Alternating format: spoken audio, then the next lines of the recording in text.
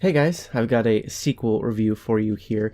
This is The Empty Ones by Robert Brockway. The first book, which I just did a review for, is The Unnoticeables, and these are the first two in the Vicious Circuit trilogy. A funny punk rock horror nightmare. Both of these were just sent to me on a whim by Tor, and I'm happy to have had the chance to read them. Skip to the time in the corner below to avoid any slight spoilers for the first book in this video. I highly suggest finding some way to go read the first book though, then watch this in full when you want to know whether it'd benefit you to continue with the trilogy or not. Much to my enjoyment, we return to the same dueling perspectives of the rude, the lewd, the absolutely absurd Carrie, who's now in London about a year after the events of the first book in 1978, and Caitlin in 2013, almost immediately after her run-in with and subsequent escape from the Empty Ones. Let's start with her. She's on the run from said creatures with her best friend, the recently rescued Jackie, and with a more weathered but still ever ludicrous Carrie. Caitlin's got some new things going on with her, an ability to survive that seems to defy reality, a would-be great asset to her if she could someday get out of all this mess and return to being a stunt double. Carrie seems to have some inkling of what's happened to her and why, and we kind of follow him, how he's come to know those things back when he was younger. He took a trip with his friend Randall to London, wherein their UK punk counterparts may have given the sinister, psychopathic Unnoticeables and Empty Ones different names, Faceless and Husk, respectively, but the threat of these demons are just as, if not more, real. In the very first chapter, we are also actually introduced to a new character, one we initially know nothing about, called Meryl. She proclaims herself a god by the end of that chapter, and then soon appears again, apparently before that proclamation and whatever led to it, within Carrie's 1978 backstory, as a part of a gang led by a man called Tub. This group has learned far more about the Faceless, the Husks, the Flares, or Angels as we know them from the first book, than Carrie or his friends ever cared to find out. Their philosophy, Carrie's and his friends' philosophy, their approach was along the lines of do whatever stupid thing you can to kill, avoid, or escape from the creatures whenever possible, but Tubbs' gang have studied the creatures' habits, where they come from, what they're doing, and what they hope to accomplish, and what needs to be done to stop them and bring their reign of terror to an end. It seems Carrie of the future with Caitlin knows far more than he lets on to her, and we as an audience are slowly becoming more and more privy to that information that he has.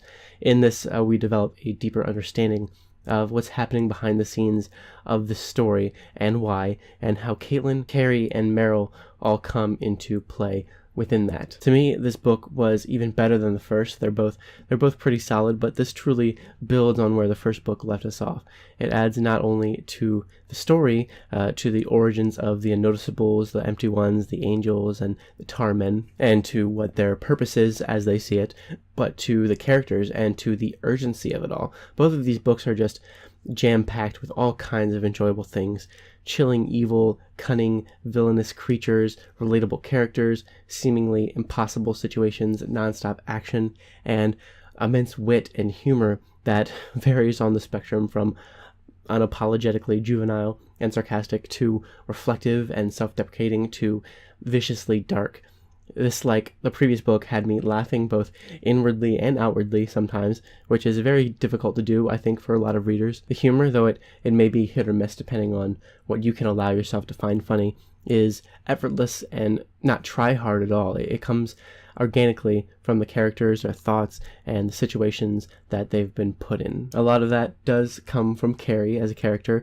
Love him or hate him, and he gives us ample reasons to feel both, sometimes simultaneously, as his personality just kind of gives off this presence that's not necessarily found in the other characters.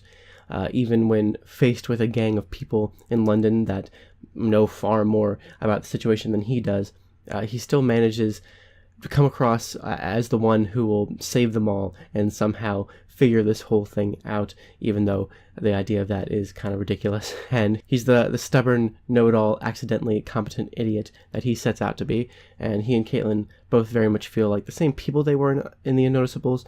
They're still distinct in that way, but they've both obviously grown from their experiences, and as this book moves along, the gradual shifts in their own personal character arcs can be felt with each new situation that they're forced to deal with. The addition of Meryl as a POV character, though her perspective is more limited than the other two, and she mainly comes through in Carrie's story through Carrie's perspective, is super compelling and is really the driving force of this book's plot. What's happening with her really drives our reason to read, and we get to see both her and Caitlin kind of become something new, each in their own right within the hierarchy of the story. She's just as discernible a voice as the other two POVs, which is great. Robert Brockway is good at making each of these characters, all told in shifting first-person perspectives, feel clear and well-defined. We even get a bit of POV from Marco, Caitlin's favorite empty one, and it somehow manages to be both darkly humorous while also quite disturbing. I highly recommend that you give this one a go if you did enjoy the first one, as this gives you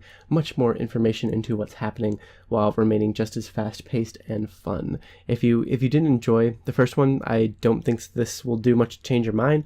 It's a lot of the same stuff, although it does progress the story quite a bit, and the characters. The story, I think, by the end, it's moved in a direction that seems quite promising, and I'm really looking forward to the next one, which should be out next year, and I'm definitely going to pick it up and give it a shot. So I think that's all my thoughts on this.